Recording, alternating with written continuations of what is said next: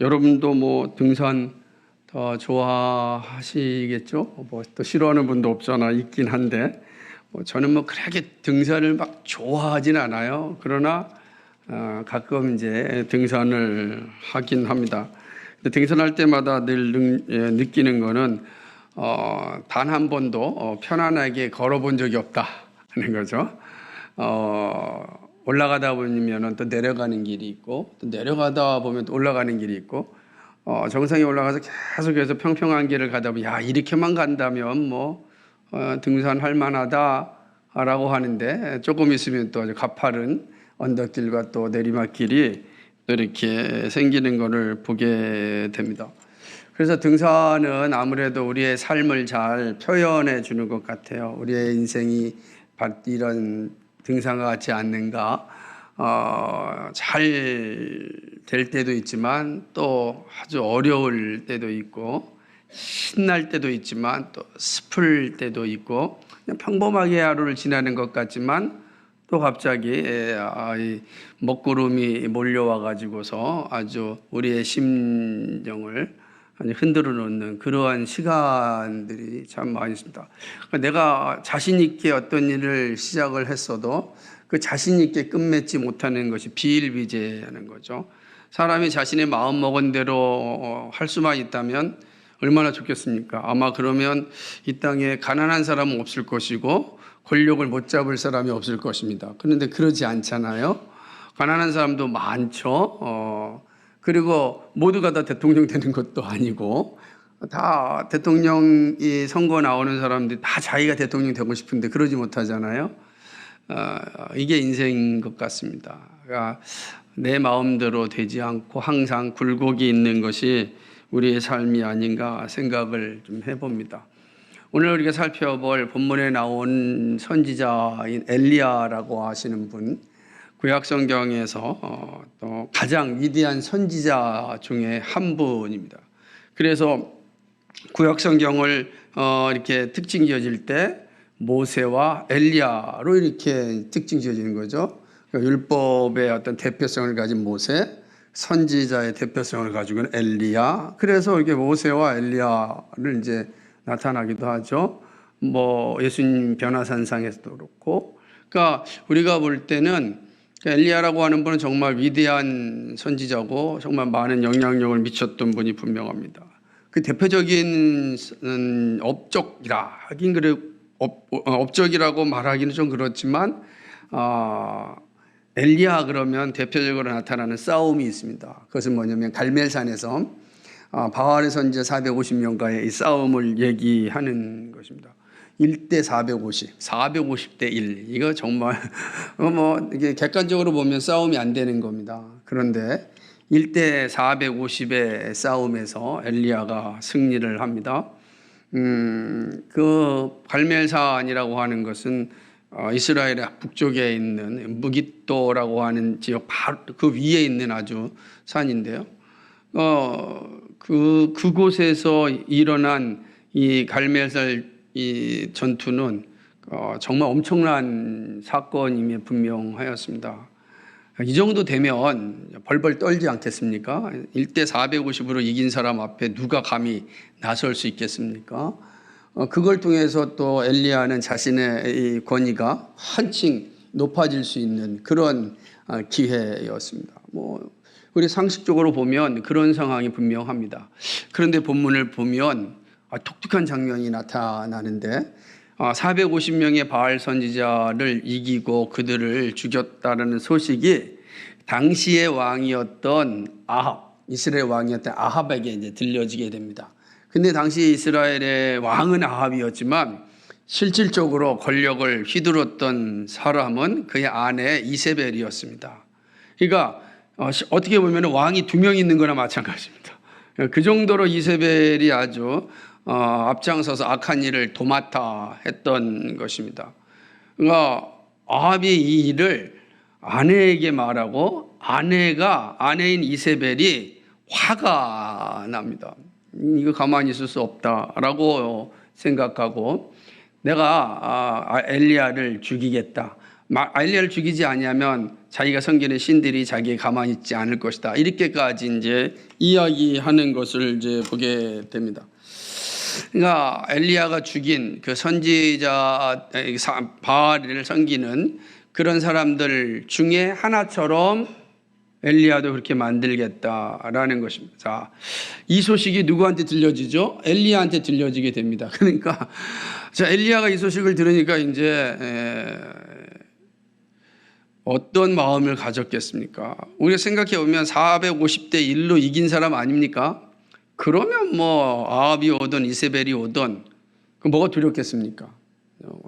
와라, 뭐 얼마든지 내가 대적해 주겠다, 이렇게 나올 것 같은데 오늘 본문에 우리의 생각과는 전혀 다른 모습이 나타납니다. 엘리야가 무서워합니다. 두려워합니다. 그래서 갈멜산에서부터 도망치기 시작합니다. 어디까지 부엘세벳까지 도망치는 장면을 이제 보게 되는 것이죠. 3절에 보니까 유다에 속한 부엘세바에 이르러옵니다. 여기 부엘세바는 이스라엘의 가장 남쪽이에요. 아브라함이 이제 터전을 삼았던 그 끝입니다. 부엘세바에서 끝으로 가면 이제 신광야예요. 광야가 이제 시작되는, 그러니까 애굽으로 지내되는 이제 바란 광야, 이 광야가 시작되니까 사람이 살지 못하고 거의 부엘세바가 이제 살 수 있는 끝인데, 부엘세바에서 어디 광야로 또 들어가는 겁니다. 근데 제가 아까 말씀드렸듯이 갈멜은 어디냐면 북쪽이에요. 이스라엘 북쪽 끝이란, 거의 북쪽이니까 그 끝에서부터 저 남쪽까지 그냥 내달려 도망친 겁니다. 그래서 장면 보면 이게 엘리야 맞나? 450명을 이겼던 그 대단한 선지자 엘리야 맞는가? 라는 생각을 하게 됩니다. 이 장면이 그런 모습을 보여주고 있습니다. 그리고 여기서 엘리야의 모습이 끝나는 것이 아니라 그 광야로 들어갑니다.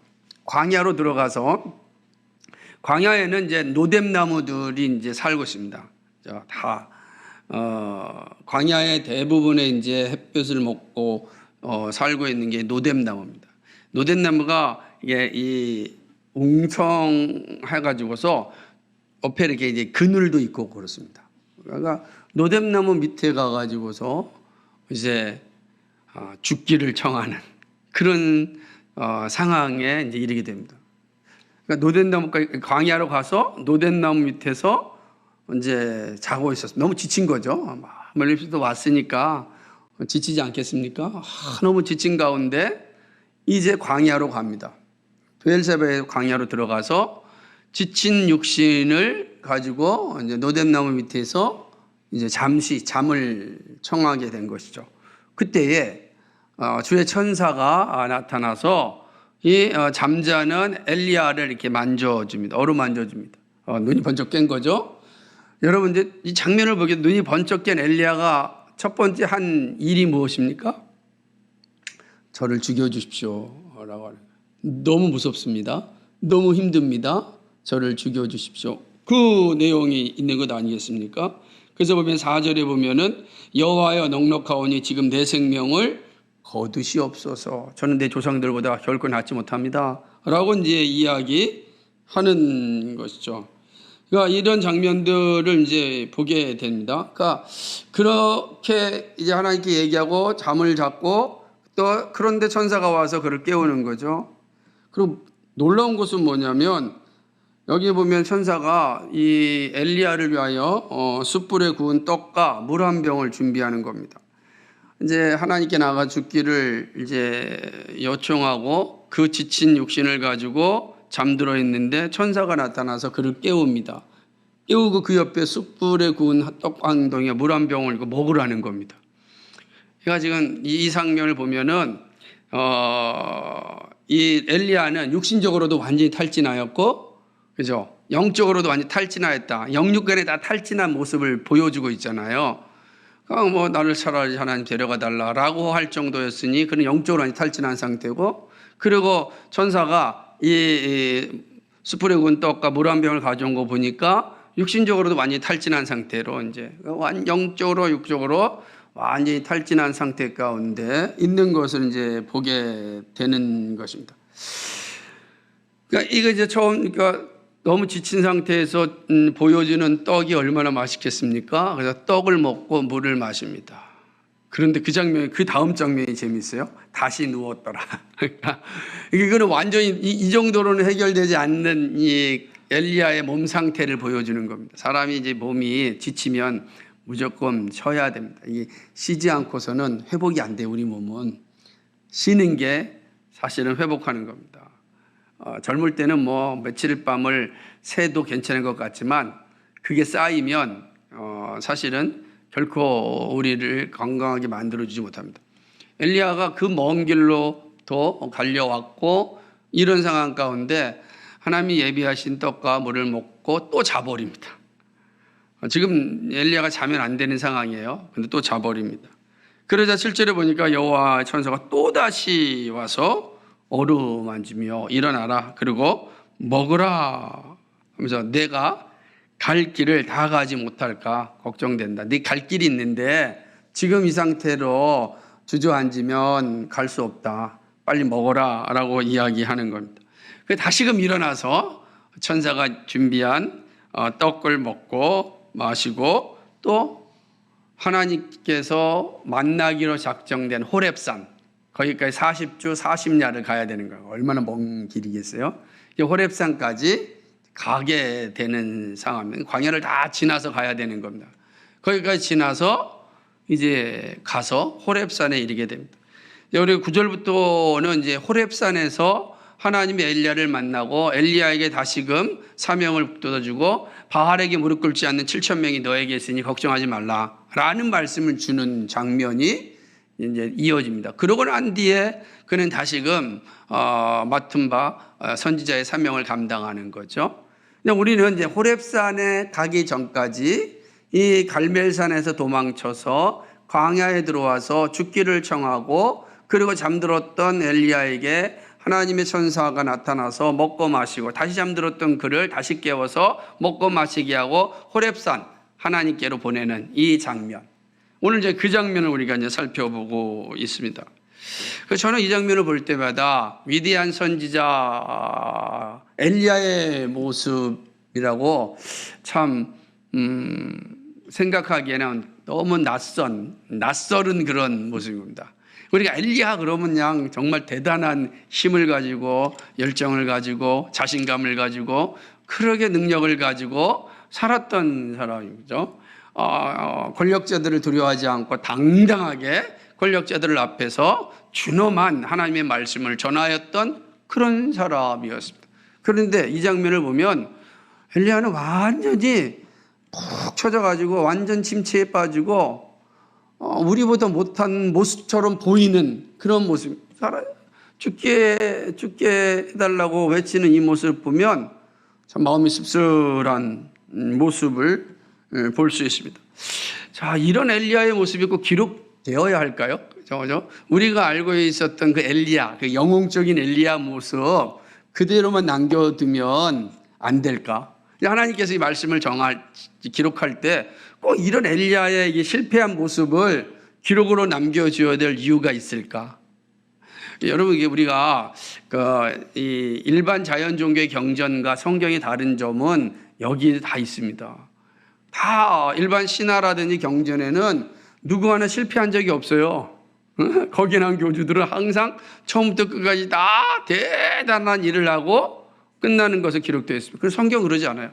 성경은 우리의 모습, 우리의 실체를 다 드러내 보여주고 있습니다. 위대한 엘리야 450명의 바알의 제사장들을 사실은 싸워 이겼던 그 엘리야가 지금은 도망쳐서 저 광야에서 죽기를 요청하고 있는 아주 초라한 그런 모습을 기록하고 우리에게 보여주고 있습니다. 하나님께서 이런 초라한 엘리야의 모습을 기록하여 준 이유가 무엇일까? 여러분이 성경을 읽을 때마다 이런 질문 던지는 게 매우 필요하죠. 하나님께서 이렇게 초라한 엘리야를 우리에게 보여주는 것은 무엇일까? 여러분의 초라한 모습 누구한테 보이고 싶은 적이 있습니까? 별로 없을 거죠. 이왕이면 내가 내 좋은 모습도 멋있는 모습만 보여주고 싶지 나의 어떤 초라한 모습을 보여주고 싶지는 않을 겁니다. 당연히 엘리야도 그러지 않겠습니까? 그런데 엘리야는 자기의 그 초라한 모습, 정말 밑바닥까지 떨어진 모습을 지금 보여주고 있습니다. 그렇다고 한다면 하나님께서 이러한 이 초라한 엘리야의 모습을 기록한 이유가 무엇일까? 우리에게 무엇을 가르치려고 이러한 모습을 남겨주었을까? 우리 한번 생각해 봐야 돼요. 왜요, 하나님? 질문에 왜요? 왜 하나님께서는 이러한 엘리야의 초라한 모습을 기록하여 오늘 우리에게 남겨주셨습니까? 우리 한번 생각해 보자 합니다. 그래서 우리는 그 질문에 대한 답을 좀 찾으면서 우리에게 말씀하시는 하나님의 뜻을 좀 생각해 보고자 합니다. 첫 번째는 분명히 가르치는 것 같아요. 신앙의 길을 갈 때 누구라도 나약해질 수 있다. 실패할 수 있고 연약해질 수 있다. 누구라도. 그렇죠? 여러분, 우리의 신앙이 늘 승리하는 승리주의가 아닙니다. 여러분, 예수 믿으면 늘 성공하는 성공주의가 아닙니다. 그죠? 이런 것들을 아주 깨주는 게 엘리야의 실패란 말이에요. 그죠? 이게 이제 항상 우리가 오해하고 있는 것 중에 하나가 뭐냐면 높은 자리에 올라가야 큰 일을 할 수 있다라고 하는 이 생각입니다. 이거 매우 위험한 생각이죠. 이걸 일종의 고지론이라고 말씀드리지 않습니까?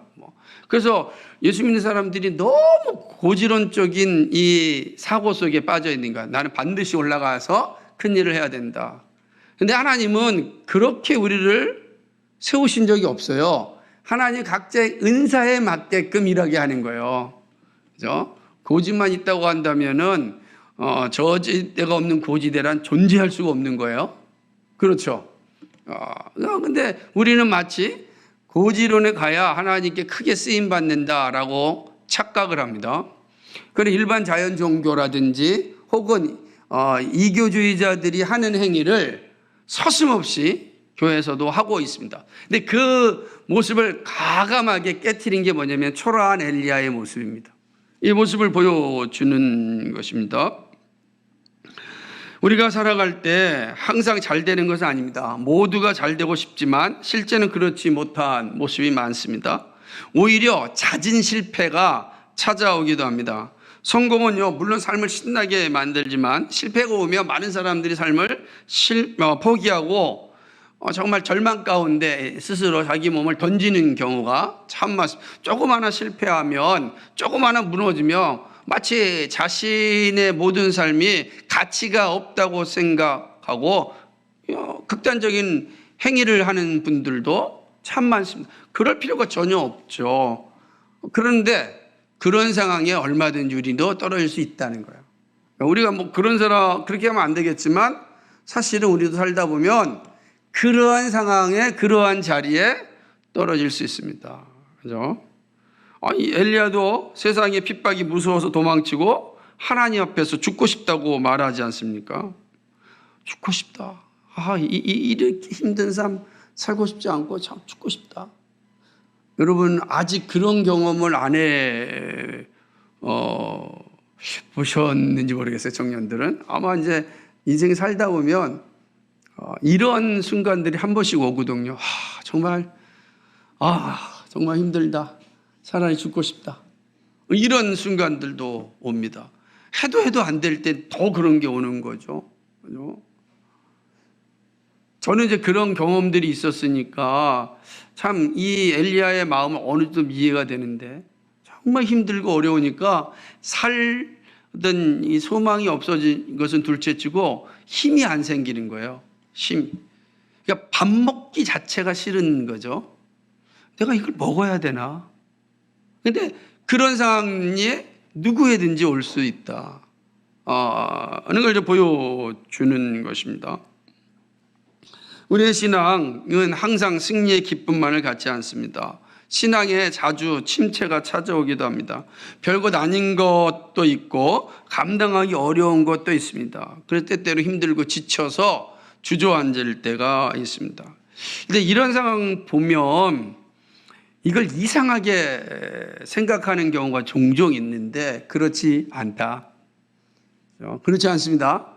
우리에게 다 이런 때가 오고 이런 순간도 있습니다. 여러분, 특별히 청년들, 또 앞으로 우리가 살아갈 삶들에 대한 소망을 가지고 열심히 달려가는 우리 앞에 정말 앞이 캄캄한 상황들이 올 수도 있어서 그냥 모든 걸 포기하고 펄썩 주저앉고 싶을 때가 옵니다. 어떨 때는 내가 원하지 않았는데 오는 것도 있고, 어떨 때 내가 스스로 만드는 것도 있고 그렇습니다. 이 두 가지 이런 상황들이 언제든지 우리 앞에 오면 그냥 뭐 신앙이고 뭐고 교회고 뭐고 다 포기하고 싶을 때가 많은 거예요. 다 그렇게 오는 거예요. 교회 가서 뭐가 뭐 될까? 이런 생각도 막 드는 거예요. 하나님 정말 있어? 있을까? 막 이런 이제 온갖 생각들도 막 이제 찾아오는 거죠. 내가 지금 뭐 헛된 시간들을 보내고 있는 것은 아닐까? 뭐 온갖 생각들이 우리에게 찾아와서 우리로 하여금 삶의 자리에서 주저앉게 그렇게 만드는 것입니다. 근데 이게 이상한 것이 아니다는 거예요. 누각이 온다는 겁니다. 왜 그러냐면 엘리야의 모습도 그렇지만 예수님에게 찾아와서 예수님을 시험의 자리에 이끌었던 사단을 볼 때도 그렇습니다. 사단이 예수님께 찾아와서 정말 온갖 유혹을 통하여서 그의 거룩한 지위를 부서뜨리게 하는 그런 시도를 하지 않습니까? 우리의 삶도 동일하다. 그러니까 예수님에게 찾아온 그 사단은 늘 언제든지 우리 앞에 있고 우리 뒤에 있고 우리 옆에 있어요. 그냥 항상 있어서 우리로 하여금 예수님의 자리로부터 떠날 뿐만 아니라 절망하여 포기하고 삶 자체를 포기하게 만드는 그런 거죠. 여러분, 우리의 삶의 실패는 결코 뭐더라 부끄러운 게 아닌데 사단은 실패를 통하여 우리를 부끄럽게 만드는 거예요. 그죠? 왜 부끄럽게 만듭니까? 그런 모습이 있다라고 이야기하는 건 사단은 그게 만들어서 우리로 하여금 그런 부끄러움의 자리에 내몰고 부끄러움의 자리에서 떠나지 아니하면 우리의 삶을 계속해서 무너지는 겁니다. 사람들을 보는 것 자체가 싫은 거죠. 두려운 겁니다. 그런 거예요. 사람을 보기 싫어지고 사람의 소리가 무서워지고 그렇게 되는 거죠. 뭐 이것이 일반적으로 공황장애라고 하는 그런 질병이기도 하지만 또 우울증이기도 하고 대인 기피증이기도 하고 이런 모든 병들이 생기는 것 중에 하나가 자기 자존감이 팍 낮아지는 거예요. 실패에 대한 자존감이 낮아지게 되면 그 다음부터는 모든 게 무섭고 불안하고 두렵고 새로운 거를 시도하고자 하는 그런 자신감이 생기지 않는 겁니다. 근데 이게 누구에게는 올 수 있다는 겁니다. 이상한 건 아니다라고 하는 것이죠.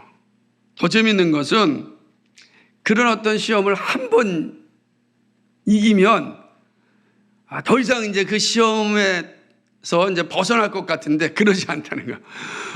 또 강한 놈이 또 찾아와요. 그죠?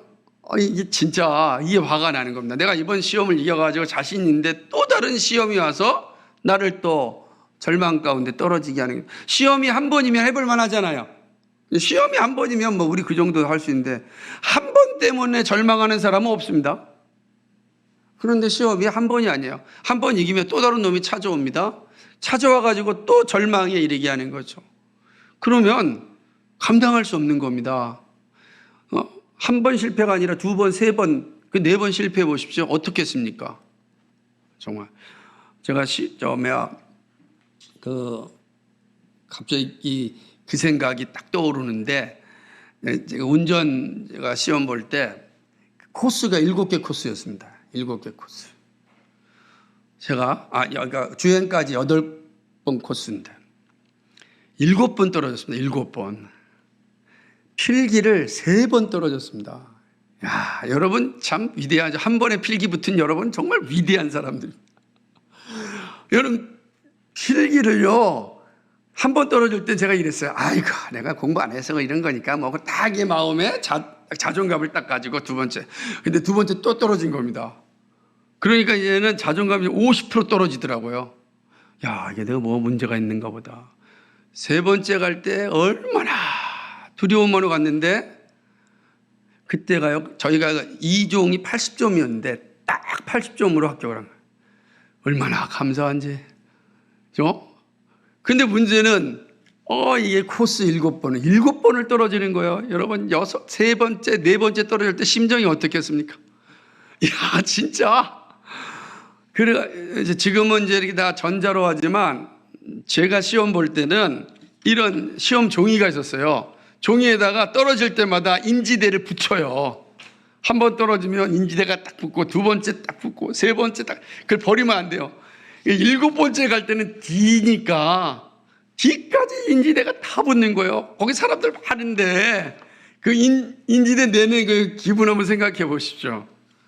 이게는 운전기사차가 아니라, 근데 안 할 수는 없고, 왜냐하면 전도사로 나가게 되면 반드시 운전면허증이 있어야 사역제 가니까.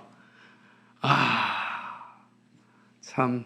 그래서 저는 한 번에 붙은 여러분, 대단하죠. 어떻게 그럴 수 있을까?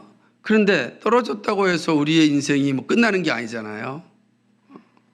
제가 얼마나 지금 운전 잘하고 살고 있는지 모릅니다. 그러니까 근데 우리 그런 게 다 한 번으로 끝나는 게 아니라 두 번, 세 번씩 우리에게 이런 시험들이 계속해서 오고, 올 때마다 무게가 더 세진다. 더 세지게 우리에게 와서 우리로 하여금 일어나지 못하게 계속 주저앉히려고 하는 것들이 우리의 삶 속에, 신앙생활 속에 늘 있다. 주님 오실 때까지 있다. 시험이 없는 삶이 없고 주님 오실 때까지 계속해서 우리에게 어려움이 있고 시험이 있고 고통이 있고 아픔이 있다. 그래서 우리로 하여금 나약해지게 만드는 일들이 일어난다라고 하는 것입니다. 여러분 보십시오. 여러분 이제 취업을 앞두고 있는 분들, 취업이 내 마음대로 되지 않을 때가 얼마나 많습니까? 사업이 내 마음대로 되지 않습니다. 기대한 대로 준비되지 않습니다. 그러면 우리의 심령이 막 무너지게 되는 겁니다. 그러나 항상 기억하세요. 이게 잘못된 게 아니다. 항상 기억하셔야 이게 잘못이 아니다. 이상한 것도 아니다라고 하는 것입니다. 사실 영적 침체가 무서운 것은 하염없이 이게 무너짐에 있습니다. 무서워서 도망쳤던 엘리야가 죽기까지 요청하는 자리에 이르게 되는 겁니다. 이제는 육체적뿐만 아니라 영적으로도 이런 침체가 오면 이런 상황에까지 이르게 되는 것입니다. 신앙이 바닥에 이르면 세상을 비관하고 욕하고 저주하고, 또 어떤 사람은요 술로 자신의 인생을 망치기도 합니다. 그냥 술 먹고 다 잊어버리고 마는 거예요. 근데 술 먹으면 다 잊어지면 좋겠는데 그 다음날 또 깨잖아요. 그러니까 깨고 나면 너무 힘드니까 또 술 먹잖아요. 그죠? 그래서 계속 반복적으로 자신을만 망가뜨리려고 하는 그런 모습도 있어요. 이만 참 어려운 거예요. 심신미약뿐만 아니라 영적 미약에 이르게 됩니다. 이런 모습을 보면 참 슬프지만 나에게도 올 수 있다. 그래서 나에게도 올 수 있다는 사실입니다. 이 사실을 알고 있는 게 매우 중요합니다. 여러분, 이 사실을 알고 있는 게 중요하다. 초라한 엘리야의 모습을 보여주는 건 엘리야도 초라해질 수 있다. 누구든지 초라해질 수 있다. 초라해지는 게 이상한 것이 아니다. 그만큼 우리가 연약하고 부족한 존재일 뿐만 아니라 이 땅에 살아가는 삶이 그렇게 만만치 않다. 힘들고 어렵고 험악하다는 겁니다.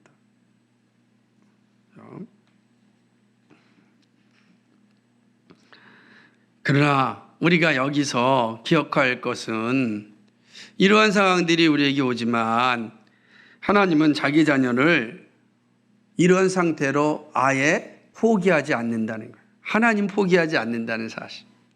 그러니까 우리가 이제 여기에서 큰 의미를 보는 거예요. 자, 엘리야는 분명히 초라한 상태까지 떨어졌잖아요. 죽게 해달라고 하신 상태까지 이르는 거 아닙니까?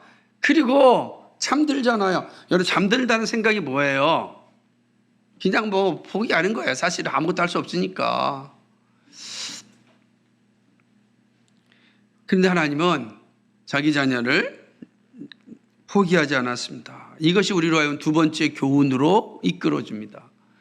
오늘 본문을 통해서 두 번째로 우리에게 가르쳐주는 교훈이 무엇이냐면, 이건 하나님은 자녀들을 세상의 핍박 앞에 멸망하도록 내버려 두지 않는다는 사실입니다. 이 사실을 보여주는 거죠. 자, 우리가 앞에 부분 신앙은 언제든 나약해질 수 있다. 바닥까지 떨어질 수 있다. 라는 사실을 인식하는 게 중요한데 문제는 하나님께서 그런 우리를 아예 포기하고 내버려 두고 나 모른 체 한다. 그러지 않으신다는 거예요. 결코 멸망의 자리에 이르도록 내버려 두지 않으신다. 여기에 하나님의 사랑을 볼 수 있습니다. 우리가 로마서에 보게 되면은 하나님의 사랑에서 끊을 자가 없다라고 말씀하시는 장면 항상 기억해야 됩니다. 당당한 엘리야지만 세상이 몰아치는 핍박 앞에서 두려워했습니다. 우리의 모두의 모습이 비슷하다고 생각합니다. 그런데 근데 본문을 잘 보면 이런 엘리야가 참으로 두려움을 가지고 도망쳐서 광야로 왔을 때 오늘 본문을 어디를 봐도 놀라운 장면 하나가 뭐냐면 하나님이 엘리야를 책망하지 않았다는 사실입니다. 그죠? 야 이놈아! 얘네 도망쳐? 이 한심한 놈! 내가 너를 얼마나 함께 했는데 그 사람 무섭다고 도망치냐? 여러분 하나님 책망하지 않으셨어요. 이 장면을 잘 이해하셔야 돼요. 하나님 책망하지 않았다. 하나님 뭐죠? 우리의 힘들고 어렵고 고통스러운 삶을 다 아시니까 그게 얼마나 무서운 것인지 아니까 하나님 책망하지 않습니다. 일단 이 장면이 우리에게 큰 위로가 되고 힘이 되는 것입니다. 그런 오히려 엘리야에게 찾아오셨고 다시 힘을 주시는 것을 보게 되는 것입니다. 하나님은 엘리야가 하나님 앞에 절규하는 모습을 아주 긍휼히 여기셨습니다. 여기서 하나님 그를 끝까지 도우셨습니다. 그런데 이 장면을 이해하기 전에 먼저 우리가 바르게 이해하고 있어야 할 한 장면입니다. 그것은 뭐냐면 엘리야가 도망친 광야입니다. 광야, 그죠? 광야 여기 사완하게 이제 브엘세바에서 사왕과 헤어져서 혼자 어디로 가죠? 광야로 가는 거예요. 광야로 혼자 들어가는 겁니다. 여러분 이 광야가 중요한 겁니다. 여기에 이제 우리가 배워야 될 중요한 교훈이 있습니다. 광야는 되게 중요한 공간입니다. 광야는 하나님을 만나는 장소입니다. 이 장면을 기억하는 것이 중요한 겁니다. 하나님을 만나는 장소가 어디입니까? 바로 광야다라고 하는 것입니다. 광야, 거기서 바로 이 하나님을 엘리야는 하나님을 만나게 되는 거죠. 광야로 들어가지 않았다고 한다면 그는 하나님을 만날 수 없었습니다. 광야는요 엘리야에게 있어서 피난처였습니다. 우리식으로 한다면 어디죠? 라브리. 영적인 피난처였다고 할 수가 있는 것입니다. 그러니까 이 영적 피난처로 엘리야가 들어간 것이죠. 그리고 거기서 하나님께 부르짖었습니다. 자, 그 두렵고 무서운 마음을 하나님 앞에 다 토로했습니다. 이 엘리야의 모습이에요. 다 토로하는 그 토로의 절정이 뭡니까? 차라리 이 고통 가운데 나를 있게 하지 마시고 내 생명을 좀 거둬가 주십시오. 너무 힘들고 어렵고 고통스럽습니다. 라는 장면이에요. 근데 우리가 이 장면은 매우 중요한데 엘리야가 다시 살아날 수 있었던 그 중요한 포인트는 광야로 들어갔다는 겁니다. 그리고 광야에서 하나님께 토로하였습니다. 하나님은 그런 엘리야에게 찾아오셨고 준비된 떡과 물을 준비해서 그의 육신을 세우시게 됩니다. 회복시킵니다. 그리고 다시금 그의 영혼을 회복시키기 위하여 호렙산으로 보냅니다. 하나님이 엘리야를 찾아왔습니다. 엘리야를 찾아와서 엘리야에게 다시금 회복할 수 있는 힘을 공급하여 주십니다. 사랑하는 여러분, 초라한 엘리야가 다시 살아날 수 있었던 건 그가 하나님께로 도피하였기 때문입니다. 그렇죠? 라블이라고 하는 건 영적 피난처라는 뜻이에요. 광야라고 하는 건 피난처예요. 피난처인 광야로 엘리야가 갔기 때문에 그곳에서 하나님을 만났습니다. 놀라운 거죠. 근데 여기 장면은 엘리야는 하나님을 향하여 갔지만 엘리야를 찾아오신 건 누구죠? 하나님이시라고요. 이 장면이 중요합니다. 하나님께서 엘리야를 보고 계셨습니다. 그리고 그가 철저하게 하나님 앞에 무릎 꿇고 그 안에서 다시금 회복을 구하고 있는 그 자리에 오셔서 떡과 물을 준비하셨습니다. 그가 다시 잤을 때 다시 일어나게 하시고 다시금 떡과 물을 주십니다. 하나님께서 엘리야를 포기하지 않으셨습니다. 내버려 두지 않으셨다. 우리가 이 세상 살아갈 때 어렵고 힘든 수없이 많은 일들이 일어납니다. 한 번, 두 번도 아니고 여러 번 정말 주님 오실 때까지 다가오는데 그때마다 우리가 가지고 있어야 될 이 생각 가운데 하나가 무엇이냐? 사람들은 나를 포기한다 할지라도 하나님은 나를 포기하지 않는다는 사실입니다. 예수님께서 제자들에게 주신 말씀 가운데 수고하고 무거운 짐진 자들아 다 내게로 오라 그랬습니다. 내가 너희를 쉬게 하리라. 쉰다는 게 뭐죠? 회복케 하신다는 거예요. 쉼이 없이는 회복이 없습니다. 쉬게 하는 건 회복케 하시는 겁니다. 회복케 한다는 건 다시금 하나님 나라를 위하여 일할 수 있는 힘을 공급해 주신다는 사실입니다. 수고하고 무거운 짐진 자들아 다 내게로 오라. 사랑하는 여러분, 여러분이 살아갈 때 참 지금 얼마나 큰 어려움과 고통이 있는지 모르겠어요. 다 부모님 밑에서 먹고 살고 있으니 부모님이 주시는 거 먹고 사느라고 우리의 삶이 좀 편안할 수 있는 거죠. 안 그렇습니까? 이제 여러분이 독립하여 또 살아가야 될 때가 올 겁니다. 어떨 때는 이제 주변에 아무도 없는 것 같이 보일 때도 있을 겁니다. 부모님들이 영원히 있을 것 같지만 그렇지 않더라고요. 뜻하지 않게끔 또 사라지기도 합니다. 우리의 삶 속에서 나와 함께 하였던 믿음의 친구들도 영원히 할 것 같은데 그러지 못할 때가 있습니다. 다양한 환경과 상황들이 우리에게 다가옵니다. 그런데 내 삶 자체는 그것을 만족하고 그 삶을 이겨나갈 수 있느냐? 그러지 않을 때가 많아요. 제대로 되지 못할 때가 많습니다. 그런데 정말 당황스럽습니다. 내가 정말 여기까지 와서 최선을 다했는데 이런 어려움을 주니까 정말 힘든 거죠. 여러분, 우리 여기도 있지만 아빠는 목사, 아들은 동자승이라고 하는 책의 저자였던 박성준 목사님 이야기를 보면 많은 생각을 합니다. 부푼 꿈을 안고 정말로 이제 벨기에로 유학을 가서 공부를 다 준비하고 있는데 갑자기 아들이 백혈병에 걸렸다는 거. 여러분 생각을 해보십시오. 아니 그 고생해가지고 이제 새로운 길을 가려고 딱 갔는데 1년 뒤에 그렇게 아들이 백혈병입니다. 아무것도 할 수 없는 거죠. 모든 걸 포기하고 와야 됩니다. 왔습니다. 그리고 그 아들과 함께 살아갑니다. 자신의 모든 삶을 다 포기했습니다. 그러면 어떻겠습니까? 정말 얼마나 참 인생의 비애감을 느끼겠습니까? 그런데 놀라운 건 하나님께서는 그 목사님을 통하여 참으로 귀한 일을 예비하셨고 계획하신 걸 보게 됩니다.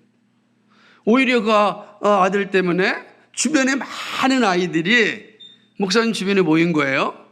그리고 그 많은 아이들을 가르칠 수 있는 기회를 주었고 그 가르침을 통하여서 삶을 또 새롭게 개척해 나가게 된 겁니다. 하나님께서 찾아오시고 이끌어 가시고 인도해 가신다는 사실. 하나님 자기 자녀를 결코 버리지 않습니다. 포기하지 않는다. 그것이 바로 찾아오시는 하나님, 엘리야를 찾아오신 하나님이 그 하나님을 우리에게도 찾아오십니다. 사랑하는 여러분, 청년이라는 시기가 가장 복되고 아름다운 시기고 가장 영광스러운 시기고 가장 어떤 힘이 솟는 시기임에는 분명하지만 그러나 때 동시에 청년의 시기는 수없이 많은 실패와 위기가 찾아오는 시기입니다. 여러분이 생각과 뜻대로 할 수 있는 것 같지만 그러지 못한 모습들을 아마 수없이 겪을 겁니다. 내가 뭐 할 수 있을 것 같다고 생각하지만 그것이 얼마나 많이 자주 꺾일지 모릅니다. 근데 여러분 꼭 꺾이는 게 이상하지 않다는 걸 기억하십시오. 두 번째로는 그런 꺾인다 할지라도 하나님께서는 그 하나님의 자녀를 끝까지 바라보시고 지켜주시고 인도하시고 하나님이 주신 그 소명이 겪고 사라지지 않도록 인도하신다는 사실입니다. 마침내 하나님이 찾아와서 우리를 회복해 하시고 그 일을 할 수 있도록 사용하신다. 그게 바로 하나님이 우리에게 주신 사랑이다. 그럼 우리가 할 일이 뭐냐? 우리가 할 일이란 이 하나님에 대한 확신을 가지고 우리의 삶 속에 어려움과 고통과 아픔과 슬픔과 실패가 찾아왔을 때 절망의 자리에서 그냥 포기하지 마시고 하나님 앞에 가는 훈련을 해야 된다. 피난처인 하나님 앞에, 그죠? 광야로 가, 여러분의 광야, 그 말로 하나 피난처, 그 피난처로 가는 훈련을 여러분이 해야 됩니다. 여러분 피난처로 가야 돼요.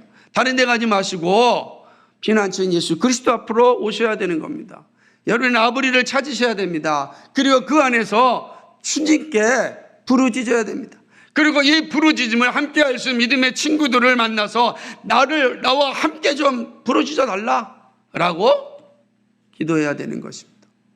그럼 그곳에서 정말 하나님이 함께 하시는 약속의 하나님, 사랑의 하나님, 결코 우리를 끊어내지 아니하시고 자기 자녀를 끝까지 지켜주시고 인도하시고 보호하시는 그 하나님을 만나게 될 것입니다. 그럼 다시 힘을 얻게 됩니다. 40주 40야를 걸어가는 힘이 생깁니다. 여러분 생각하세요? 지금 갈멜산에서 브엘세벳까지 진짜 도망쳐 와가지고 완전히 탈진돼서 이 광야에 쓰러졌던 이 엘리야가 40주 40야를 걸려갑니다. 이거 어마어마한 일이잖아요. 왜요? 다시금 하나님께서 그에게 회복과 능력을 주셨기 때문입니다. 그리고 그 다음 생에는 그의 마지막 인생은 가장 화려하게 하나님 나라 위해서 헌신하며 살아갑니다. 사랑하는 여러분, 우리에도 동일합니다. 여러분 때때로 우리가 초라해질 때 두려워하지 마십시오. 절망하지 마십시오. 그럴 수 있습니다. 그죠?